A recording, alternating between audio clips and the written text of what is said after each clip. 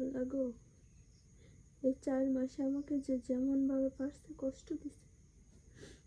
আমার তো কেউ নাই আল্লাহ, তুমি তো জানো। আমি তোমার কাছে বিচার দিলাম,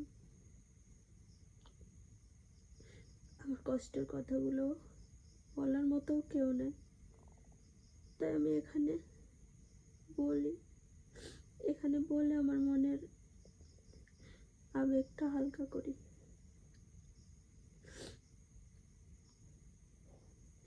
আল্লাহ গো, আমি অনেক কষ্ট পাইছি, কিন্তু আমার পাশে দাঁড়ানোর মতো, আমাকে সাপোর্ট করার মতো কেউ ছিল না।